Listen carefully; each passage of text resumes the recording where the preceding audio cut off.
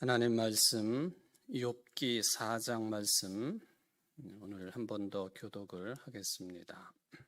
욥기 4장 1절부터 21절까지 말씀입니다.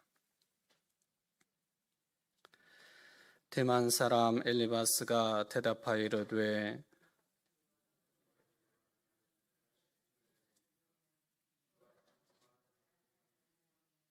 보라, 전에 내가 여러 사람을 훈계하였고 손이 늘어진 자를 강하게 하였고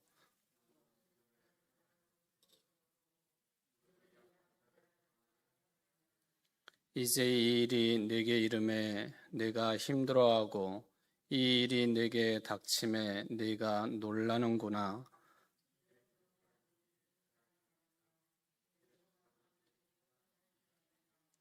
생각하여 보라, 죄 없이 망한 자가 누구인가?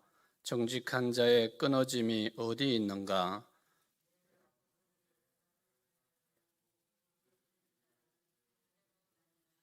다 하나님의 입 기운에 멸망하고 그의 콧김에 사라지느니라.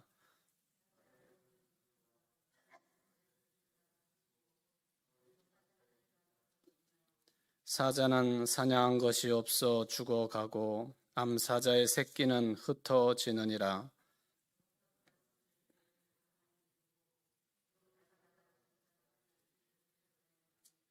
사람이 깊이 잠들 즈음 내가 그 밤에 본 환상으로 말미암아 생각이 번거로울 때에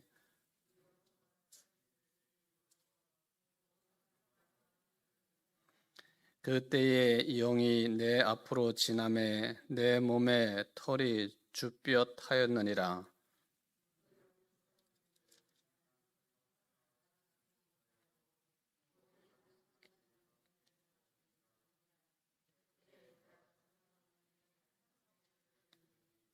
사람이 어찌 하나님보다 의롭겠느냐? 사람이 어찌 그 창조하신 이보다 깨끗하겠느냐?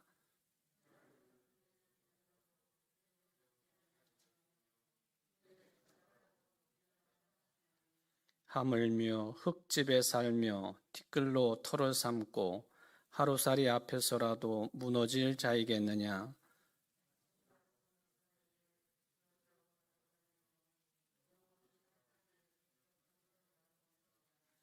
장막줄이 그들에게서 뽑히지 아니하겠느냐? 그들은 지혜가 없이 죽느니라. 아멘.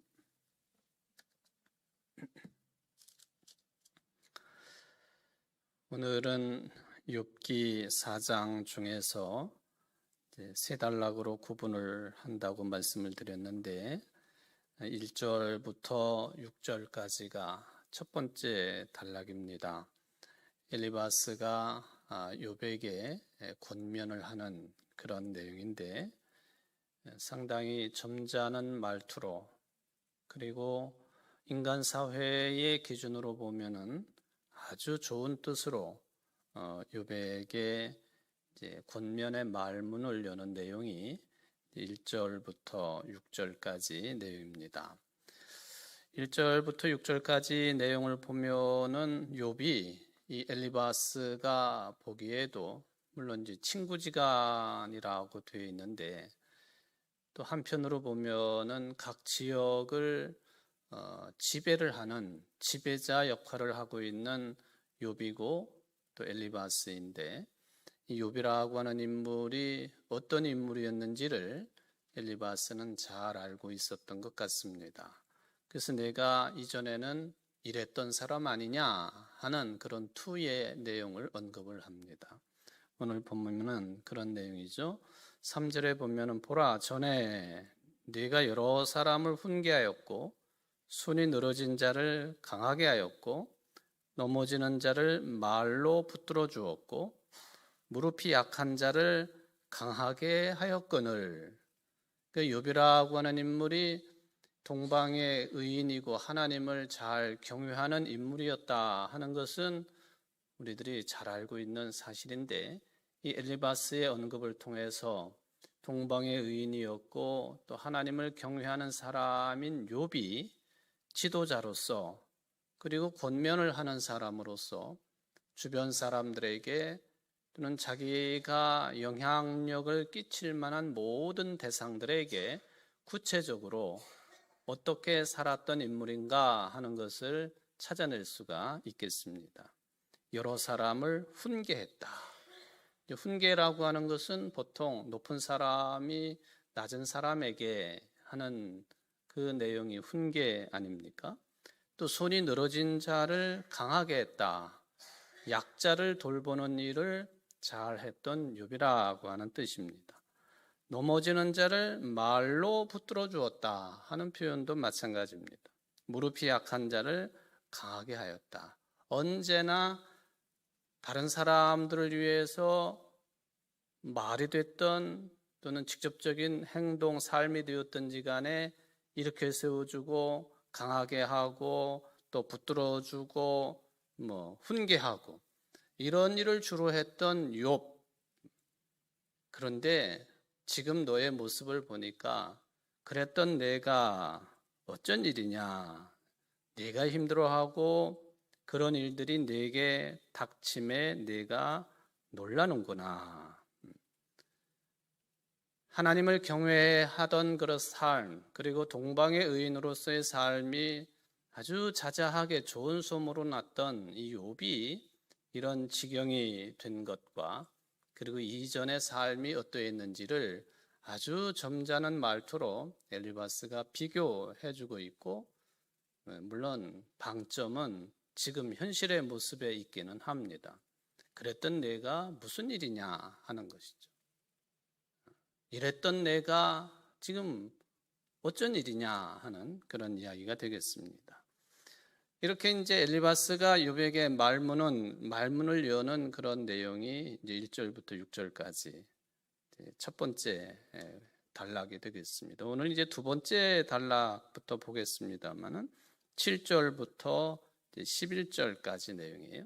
이것은 서론, 본론, 결론 그렇게 굳이 따질 수는 없겠지만 그런 식으로 따진다고 한다면 엘리바스가 욥에게 본격적으로 충고를 하는 내용이 7절부터 나오고 있다 하는 것이죠. 충고를 하되 당시에 유대인들이 일반적으로 가지고 있었던 사고체계, 윤리체계, 신앙체계, 일반적인 세태를 예를 들면서 엘리바스가 욥에게 충고를 하는 내용입니다. 7절 보십시오. 생각하여 보라. 죄 없이 망한 자가 누구인가? 정직한 자의 끊어짐이 어디 있는가? 죄 없이 망한 자 누구냐? 정직한 자의 끊어짐이 어디 있느냐 하는 그런 말씀입니다. 8절은 일종의 이제 속담이겠습니다만은 내가 보건대 악을 밭갈고 독을 뿌리는 자는 그대로 거두나니. 7절, 8절은 분명하게 우리가 잘 알고 있는 그런 표현이죠. 권선징악. 그 입장이 분명한 거예요. 말하자면 권선징악이라고 할 때에 이 잘하고 또 좋은 것들은 계속 잘하도록 그렇게 이끌어 간다 하는 그런 뜻이죠. 징악, 잘못된 것은 반드시 징계를 한다 하는 또는 징계를 받는다 하는 그런 이야기죠. 이거는 지금 수천 년 전에 이런 그 사고 체계, 신앙 체계라고 하지만 오늘날도 저도 이런 유혹적인 이 해석의 유혹에 자주 빠질 때가 있고요. 여러분들도 거의 비슷할 거예요. 어떤 사람이 뭐가 잘못된 현상 속에 있게 되면은 거봐, 그럴 줄 알았어. 그러더니만, 그렇게 살더니만, 그럴 줄 알았어. 심지어는 이제 하나님의 심판에까지 언급을 하면서 그러니까 저렇게 하나님의 심판을 받지 이런 식으로까지 해석하고 해석으로 그치는 것이 아니라 말로 우리가 그것을 내뱉고 그러죠. 여기에서 벗어날 수 있는 사람들이 별로 없을 것 같아요. 아무리 성숙한 신앙을 가지고 있는 사람이라 할지라도 뭐 그렇게 이제 생각하고 말하는 경향성이 강하다. 물론 이 권선징악이라고 하는 이 내용은요, 또 반드시 세상을 살아가는데 필요한 부분이라고 하는 그 수용도 우리가 하기는 합니다. 이게 징악, 악한 일에 대한 징계, 죄에 대한 벌, 이런 것이 아예 없다고 한다면 사람들이 그 제대로 살겠는가, 이런 생각을 해보는 것이죠. 말하자면 구약 성경의 율법의 내용을 이야기를 하면 율법의 기능이 뭐냐 하면은 죄가 무엇인지를 깨닫게 해주는 기능이 율법이 가지고 있는 아주 중요한 기능이죠. 그런데 왜 예수님께서는 율법을 물론 폐하하신 것은 아니지만은 율법을 폐하러 오신 것이 아니라 완성시키러 오셨다고 말씀하셨을까? 그러니까 율법, 죄가 무엇인지를 알게 하는 그 기능, 이게 온전치 못하다 하고 하는 지적이죠. 이게 온전치 못하다라고 하는 이 말씀은요, 필요하다라는 뜻이에요. 율법이 필요하다. 죄가 무엇인지를 깨닫게 하는 그 기능, 내용, 구조, 이것은 반드시 필요하다. 그런데 성숙한 신앙은, 하나님의 자녀들은 그걸 넘어서야 된다 하는 그런 이야기예요. 율법이 죄가 무엇인지를 깨닫게는 해주지만 그 율법이 우리를 구원시키지는 못해요. 그렇지 않습니까? 율법 그 자체로 우리가 구원받을 수는 없어요. 죄를 알고 깨닫게 하는 것, 그것 가지고 우리가 구원받을 수는 없다는 것이죠. 이 권선징악이라고 하는 것은 이제 그런 차원에서 함께 이렇게 나란히 놓고 좀 살펴볼 필요가 있는 그런 내용입니다. 우리가 여기서 헤어나지는 못하지만은 그러나 권선징악은 다가 아니다라고 하는 그런 논조, 이것을 우리가 여기서 발견을 할 수가 있습니다. 하나님께서는 정직하고 착한 사람 망하지 않게 하시는 분이시다. 그런데 악하고 독을 갖고 있는 사람들은 그대로 심판하셔서 그 심판을 거두게 하시는 분이시다. 이제 엘리바스가 하는 얘기고 이스라엘 사람들의 이게 신앙 세계관이었습니다. 이걸 이제 엘리바스의 이런 언급을 통해서 우리가 다시 한번 확인을 하죠. 이게 수천 년 전에 이스라엘 사람들, 아니 지금 우리들도 이 신앙 세계관을 넘어서고 있을까? 아니면 거기에 매여 있을까? 아니면 그것만도 못한 수준에 놓여 있을까? 이를 좀 생각해 볼 필요가 많습니다. 이스라엘 사람들뿐만 아니라 전반적으로 인간들이 가질 수 있는 인간관, 세계관, 이게 다 비슷하다고 볼 수가 있겠습니다. 그리고는 9절에 보니까 다 하나님의 입기운에 멸망하고 그의 콧김에 사라지느니라 라고 하는 아주 재밌는 표현, 또 힘있는 표현이 여기 등장을 합니다. 요 9절만 딱 떼어서 읽게 되면은 굉장히 의미 있는 표현이에요. 우리 사는 게 여기서 크게 다르지 않기 때문에 그렇습니다. 여기 이제 엘리바스가 하는 이야기가 무엇을 드러내는지 분명하게 나타나고 있습니다. 지금 이제 몇 절만 보더라도 내가 요백에 하는 말이죠. 내가 지금 이렇게 망한 것은 분명한 이유가 있는 것이다. 그 뜻이에요. 죄 없는 자가 망하는 거 봤냐? 그 뜻이죠. 죄 없이 너처럼 불행하다는 게 세상에는 없다. 그 뜻입니다. 그런데 오늘 제가 이렇게 해석을 하면서 엘리바스의 이야기를 이렇게 이제 전개를 합니다만은 욥 시대 때는 이 엘리바스의 이런 해석과 적용이 마땅한 거였어요. 제가 지금 욥기를 몇 차례 다루면서 그 시대적인 배경에 대한 언급을 자주 하고 있는데 이 내용도 여러 번 언급을 했습니다. 이 세 친구들 또 엘리후까지 이 사람들이 요백에 충고하는 그런 내용들을 보면 그 시대에는 아주 지혜로운 충고였었고 마땅한 충고였었다, 권면이었었다 하는 것을 우리가 이야기를 합니다. 그리고는 이제 10절에 보니까 사자 이야기를 하는 것이죠. 사자, 굉장히 강한 맹수를 여기 언급을 했습니다. 하나님께서는 우는 소리와 젊은 사자의 소리가 그치고 또 어린 사자의 이가 부러지며 사자는 사냥한 것이 없어 죽어가고 암사자의 새끼는 흩어지느니라 라는 이야기를 했습니다. 이거는 큰 틀에서 보면 악한 자는 잘 될 수가 없다 그런 뜻입니다. 결코 그런 일이 일어날 수가 없다.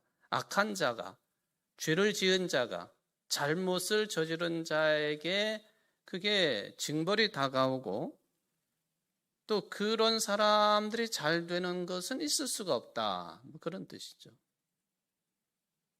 근데 실상 보면은 특히나 우리 자본주의 사회를 살아가고 있으면서 분명히 저 악한 그 삶을 살아가고 있는데도 떵떵거리며 잘 사는 사람들이 있잖아요. 그런 것을 보면서 자괴감을 갖게 되고 또 이 건강한 삶에 대한 포기를 하는 경우를 보게 되는 것도 이제 이런 그 나와 있는 사자 이야기 이 내용을 보면서 우리 한번 좀 생각을 해봅니다. 이 악한 자가 결코 잘 될 수가 없는 것인데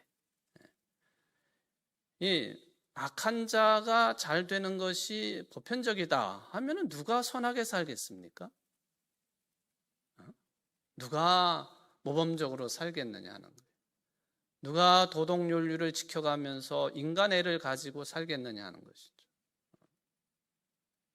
하여튼 엘리바스는 아주 당연한 이야기를 지금 해주고 있습니다. 정직한 자, 제대로 사는 사람들, 그런 사람들은 망할 리가 없다. 정의로우신 하나님이시라면 반드시 그렇게 하실 것이다. 이제 하나님에 대한 언급이 나와 있기 때문에 엘리바스의 이런 주장은 유일하신 하나님 한 분을 섬기는 일에 가장 먼저 선택을 받은 민족인 이 유대인들의 종교인 유대교, 그죠? 유대교 신앙 그 중에서도 지혜 분야로 보면요, 지혜 전통의 모범입니다. 엘리바스라고 하는 사람은 우리가 지금 이렇게 해석은 하지만 또 다시 언급드립니다. 그 당시 기준으로 보면은 지혜의 전통에 아주 확실하게 서 있는 사람, 엘리바스입니다. 나무랄 데가 없는 것이죠. 마치 이 비유가 적절하지는 않을 수 있겠지만은 한번 생각해 볼 수 있는 것이죠. 예수님 당시에 율법학자들, 사두개인, 바리새파 사람들, 이런 사람들은 당시 유대교의 입장에서 보면은 대단한 인물들입니다. 흠잡을 데가 없는 사람들이에요. 예수님께서 혁명적으로 저들에 대해서 어떤 때는 모진 말씀도 하시고 망할 놈들이라고 그렇게 말씀도 하시고 그러셨습니다마는 당시에 유대교를 주름잡던 사람들이고 종교를 넘어서서 이 종교 분리가 이루어지지 않았던 유대 사회에 정치와 종교 이 모든 것들을 통괄하는 산헤드린의 이 의원 될 자격들을 다 가지고 있는 사람들. 우리나라의 국회의 권능보다도 훨씬 더 폭넓은 권력을 쥐고 있었던 것이 산헤드린이에요. 왜냐하면은 정치, 종교, 또 유대인들의 모든 일반 생활 이 모든 것들을 통괄해가지고 지배할 수 있었던 힘을 가지고 있던 게 산헤드린이기 때문에 거기에 주요한 멤버들이 지금 언급드렸던 그런 사람들이에요. 예수님은 그런 사람들을 대상으로 줄기차게 말씀하시고 거칠게 표현하면 투쟁을 벌이셨다. 그렇게 볼 수가 있겠습니다. 그때 2000년 전의 기준으로 봐도 그 사람들은 유대교의 기준입니다. 기준. 오죽하면 예수님께서 마태복음 내용 가운데 보면은 이런 사람들의 가르침을 무시하지 말라 하십니다. 저들의 가르침을 무시하지 말고 단 저들의 사는 것은 본받지 말라. 저들이 유대교를 지탱하는 주요한 중추적인 역할을 하는 사람들의 가르침, 이거에 대한 인정을 분명히 하셨어요. 물론 이제 마태복음에 나오는 내용이에요. 마태복음이기 때문에 예수님의 그런 말씀들이 기록되어 있을 수 있겠죠. 마가나 누가나 요한복음에는 찾을 수 없는 그런 현상입니다. 왜냐하면 마태복음 그 복음서를 주로 누가 읽느냐 하면은 유대 기독교인들이 읽은 거예요. 유대 기독교인들이 누구냐 하는 것은 여러분들이 그냥 상식적으로 생각해 보시면 알죠. 유대교에 몸담고 있다가 기독교로 개종한 사람들, 아직도 사도 바울의 그 편지 내용 가운데 보면 아직도 뭐 할례를 주장하고 율법을 지켜야 된다고 주장하면서도 예수를 믿어야만이 구원받는다고 하는 신앙을 같이 겸하고 있었던 사람들. 그런 사람들에게 마태복음은 이 율법학자들이나 바리새인들의 가르침을 아주 중요한 것으로 언급을 합니다. 단 저들의 삶은 가르치는 대로 살지 않는 저들의 생활은 본받지 말라고 합니다. 아주 묘한 언급입니다만은 예수님께서 왜 그런 말씀을 하셨겠고 마태복음은 그것을 굳이 기록으로 남겨놓았을까 생각해 볼 수 있는 거예요. 당시의 종교 지도자들 그리고 욥 시절의 지혜 전통에 든든히 서 있었던 엘리바스, 비슷한 차원으로 놓고 생각을 해볼 수가 있겠습니다. 또 구약 성경의 잠언 같은 경우에도 이런 신앙 경향성을 찾아볼 수 있습니다. 유대인들이 일반적으로 그렇게 생각을 했다. 또 지혜 선생님들도 일반적으로 그런 생각을 했으니 틀린 내용들은 아니다 하는, 이거 틀린 이야기가 아닌데 그러면 왜 욥의 주장과 욥기의 내용하고 충돌을 일으키느냐 하는 것을 우리가 질문으로 던져볼 수가 있는 것이죠. 욥기는 이 친구들의 말을 완전하게 부정하기 위해서가 아니라 이게 문제가 있으니까 회개해야 된다. 그거는 맞는 말 같은데 문제가 있으니까 회개해야 된다. 이 차원 가지고도 해결되지 아니하는 인생의 불행에 대한 문제 제기, 이게 욥기라는 거예요. 이 내용도 제가 몇 차례 언급을 했습니다. 죄가 있고 문제가 있으니까 회개해야 되지 않느냐? 맞는 말이에요. 그런데 속속들이 들여다보면은 그런 신앙의 논리 가지고도 해결되지 아니하는 인간들이 체험하고 만나게 되는 그 엄청난 불행, 이거예요. 그래서 엘리바스를 비롯한 이 친구들의 말이 당시의 지혜 문학의 신앙 지혜에 근거한 그런 이야기이기 때문에 틀린 것은 아니지만 이 상황 속에서 꼭 맞는 이야기도 아니다는 거예요. 근데 우리 이제 일반인들이 볼 때는 이걸 구별해내는 것이 결코 쉽지 않은 거예요. 제가 목사니까 주로 설교를 많이 하지요. 설교의 내용 가운데 아주 좋은 이야기들 주로 하지요. 주로 좋은 이야기죠. 여러분들 설교를 통해서 나쁜 이야기 들은 적이 있으신가요? 오늘 기도하신 박중남 권사님, 나쁜 이야기. 물론 이제 좀 이상하게 설교 내용이 흘러갈 수도 있겠습니다만은, 그런데 이것은 꼭 구분을 해낼 수 있어야 돼. 좋은 이야기인데 그게 기독교적인 의미가 있는 것이냐 하는 거죠. 뭐 재미있고 좋은 이야기예요. 그런데 기독교 신앙과 관련된 내용이냐? 그렇게 본다면은 이상한 내용들이 많을 수 있습니다. 그런 차원에서 보면은 제가 이제 19년 차 청주제일교회 담임 목사로서 설교를 하지만 제가 그 지금까지 한 설교를 다 훑어볼 수는 없어요. 근데 어느 때 옛날 설교 제목하고 본문 이런 것들을 중복되지 않은가 하고 이렇게 쭉 훑어보면서 이때는 이런 설교를 했을 텐데 왜 그랬지? 그런 생각 들 때가 가끔 있어요. 왜 이거를 이렇게 설교를 했지? 이거는 이제 반성, 후회 그런 게 들어있는 평가죠. 그때 이것을 이렇게 설교를 했었어야 되는데. 그때는 내가 너무 어렸었을까? 삶의 체험이 미천했었을까? 그때는 내가 뭐에 말하자면은 그 정신을 팔려 가지고 있었을까?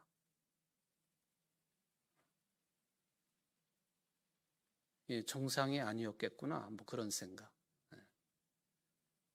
좋은 말이기는 하지만 엘리바스의 말도 좋은 말이기는 하지만 하나님의 뜻에 합당한 것이냐? 그게 지금 욥기가 계속해서 질문하고 있는 세 친구들 엘리후까지 욥에게 충고하는 내용들 속에서 우리가 옥석을 가리듯이 찾아내야 될 아주 중요한 측면입니다.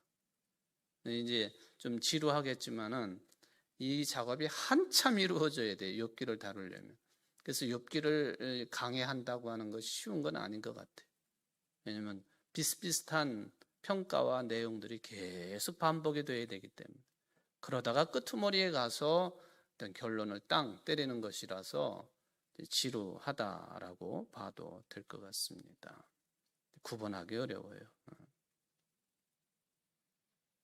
엘리바스의 말이 꼭 틀린 것은 아니지만은 욥기가 말하고자 하는 전체적인 문맥에서 보면은 반드시 옳은 것은 아니다.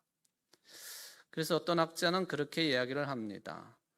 욥이 계속 주장을 하자는 내가 왜 이런 분해를 당하는지 모르겠다고. 그래서 호소하고 토로하고 외치고 항거하고 그게 오히려 더 신앙적이다. 이게 이제 마지막 가서 우리가 이제 찾아봐야 될 내용입니다만은 그게 인간적이다 말하는 것은 좀 그렇고요. 욥이 그렇게 자신이 처한 상황을 인정하지 아니하고 당시의 기준으로 볼 때 죄를 지었으니까 네가 그렇다는 것을 수용하지 아니하고 계속해서 왜 그러냐 왜 나에게 이런 불행이 닥치느냐 하고 항거하듯이 친구들과 토론을 벌이고 또 그렇게 하는 것, 이게 더 신앙의 깊이를 드러내는 것이다. 그런 이야기죠.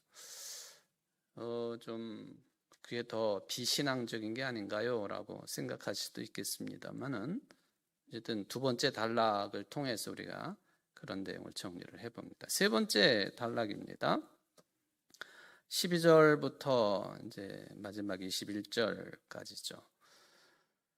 앞부분에 보면은 이 엘리바스가 세상 원리와 경험 또 유대인들의 신앙 세계관에 관해 근거해서 말을 했는데 이 12절부터 21절까지를 보면요 아주 좀 독특합니다.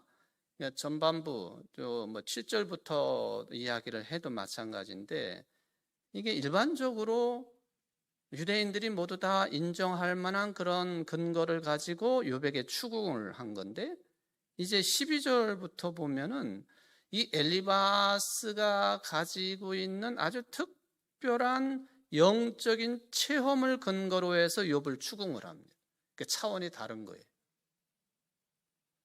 말하자면 사도 바울이 내가 3층 천을 갔다 왔다고 그러잖아요. 그런 체험을 근거로 욥을 추궁하는 내용입니다.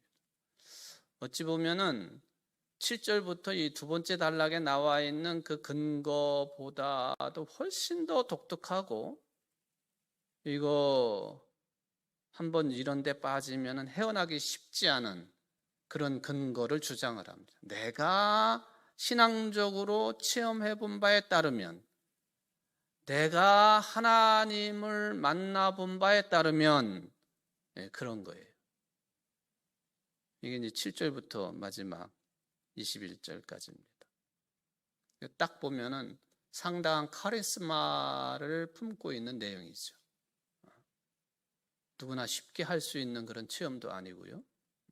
엘리바스가 그런 차원에서는 연장자이기도 하고 신앙의 깊은 골짜기까지 들어갔던 인물이겠구나 하는 것을 여기서 확인할 수 있습니다. 물론 전체 내용이 다 그런 건 아닙니다만은 뒷부분에 나오는 그 하나님을 만나고 체험하면서 가지게 된 두려움, 이 영역에 있어서는 이거는 아주 우리가 잘 평가를 해야 됩니다. 다른 것 말고 하나님을 두려움 가운데 만나게 되었다. 굉장히 이거는 정답이에요, 정답. 그러니까 요 내용만 가지고도 엘리바스가 이런 신앙적인 체험을 근거로 해서 욥을 닥달하고 있고 추궁하고 있구나, 또는 권면하고 있구나, 압박을 가하고 있구나. 내가 받은 바 계시에 따르면, 내가 들은 바 하나님의 말씀에 따르면, 내가 체험한 바 깊은 신앙에 체험한 바에 따르면, 이거 참 무서운 이야기이기도 하고, 그냥 아예 처음부터 안 들으면 몰라도 뭐 지금도 우리 주변에서 이런 투로 상대방을 권면하고 또 이렇게 책망하기도 하고 또 신앙을 안내하기도 하는 그런 모습 찾아볼 수가 있지 않습니까? 한마디로 말하면 굉장히 권위가 있는, 카리스마가 있는 그런 내용인데, 이게요 방향성이 조금만 비끄러져도 굉장히 위험한 거랍니다. 굉장히 위험한 거라는 거예요. 그냥 겉으로 보면은 권위적이죠. 하나님의 이름을 이야기하니까, 또 하나님으로부터의 직통 계시를 이야기를 하니까 범접하기가 쉽지 않아요. 그런데 문제는 항상 거기서 발생합니다. 늘 신앙의 삶을 느슨하게 세상과 섞여 살면서 물에 물 탄 듯 술에 술 탄 듯 그렇게 사는 것도 좋은 것 아니지만은, 그런데 그런 사람들은 그렇게 신앙적으로 큰 일을 일으키지는 않아요. 요런 사람들이 큰 일을 일으키는 거예요. 이단이 나온다든지 다 이런 종류죠. 다 이런 종.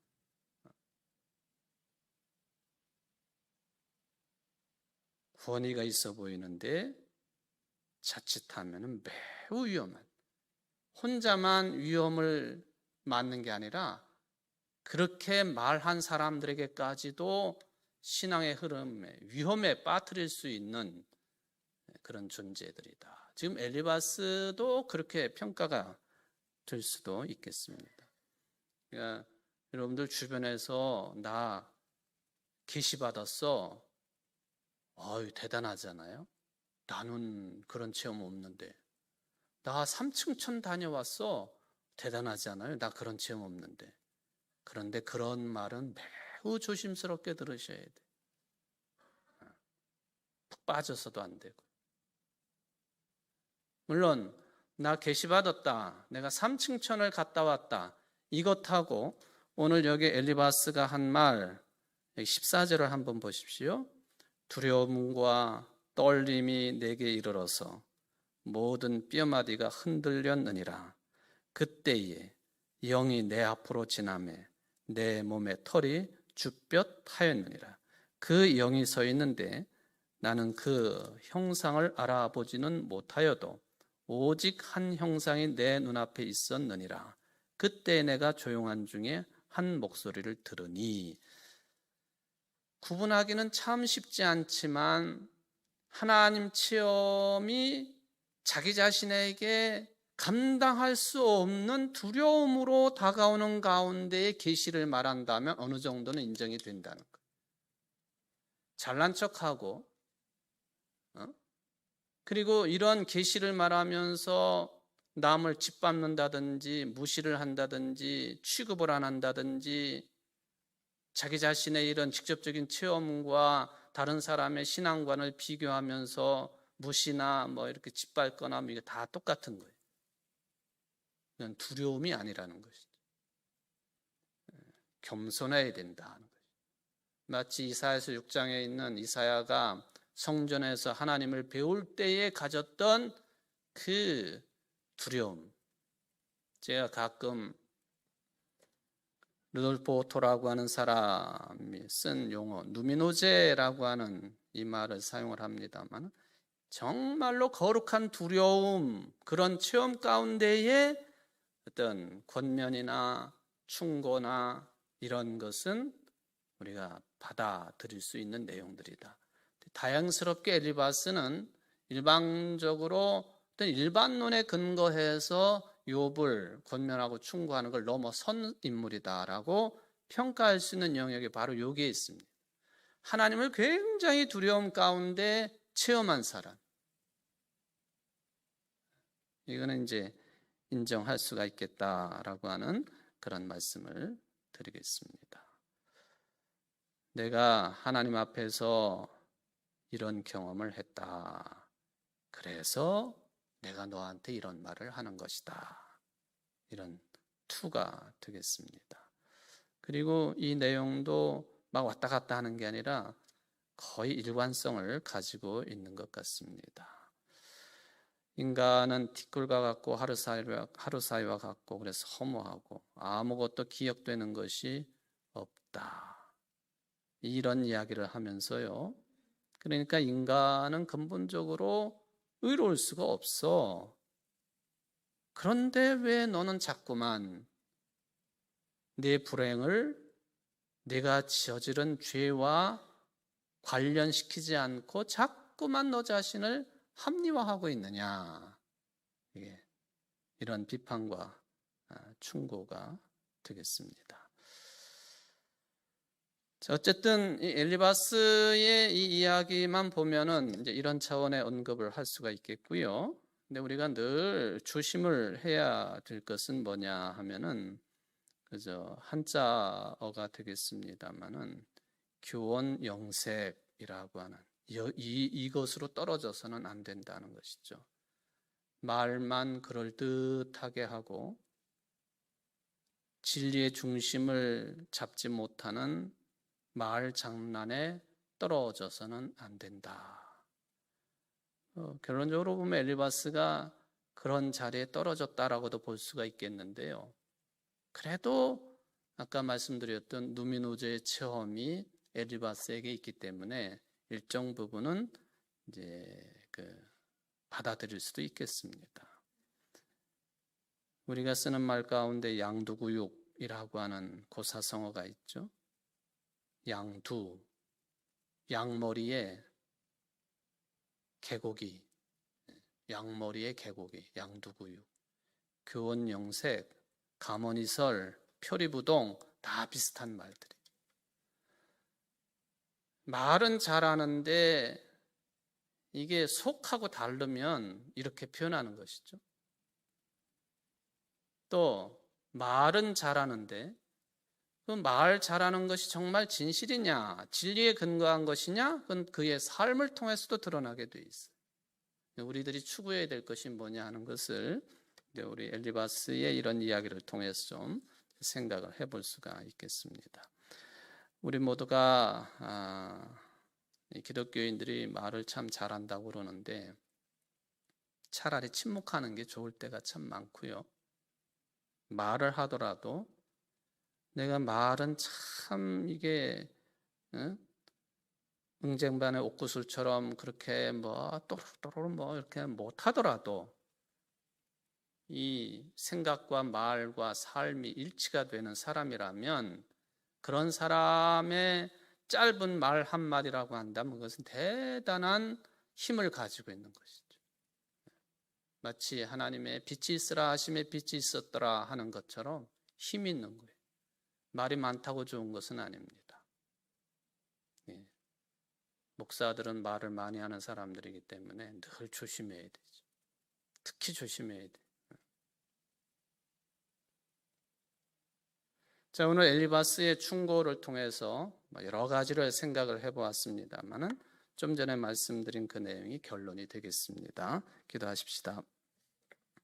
고마우신 하나님 아버지, 엘리바스가 유백에 충고를 했습니다. 권면도 했습니다. 일반적인 신앙 논리를 가지고도 했고 또 마지막에 가서는 자신의 신앙의 체험을 이야기하면서 모든 인간들이 다 의롭지 못한데 죄인인데 너는 왜 그것을 인정하지 않느냐 하고 신앙 체험을 앞세워서 권면까지 했습니다. 주님, 다른 일반적인 논리를 가지고 언급하는 것도 매우 조심해야 되겠지만은 특별히 내가 가진 신앙 체험을 근거로 해서 만약에 다른 사람을 쉽게 판단하거나 또는 이렇게 저렇게 재단을 하거나 본이 있어 보이고 카리스마 넘쳐 보이기는 하지만 그게 1도만 틀려져도 엄청나게 위험한 것이라고 하는 것, 그 위험성을 우리가 늘 감지하면서 조심하고 또 겸손해야 되겠고 하나님의 말씀 앞에 우리가 침묵을 지켜가며 깨닫고 깨달은 대로 삶으로 영위할 때에 오히려 말하지 않아도 다른 사람들에게 신앙에 좋은 영향을 끼칠 수 있음을 믿습니다. 우리가 그런 신앙인들이 되게 하시고 우리 교회의 존재 자체가 세상의 교회들에게 또 세상 사람들에게 있는 것 그 존재 자체로도 그 역할을 잘 감당해낼 수 있는 성숙한 신앙인들의 모임인 청주 제1교회가 될 수 있도록 도와주옵소서. 예수님의 이름으로 간절히 기도하옵나이다. 아멘.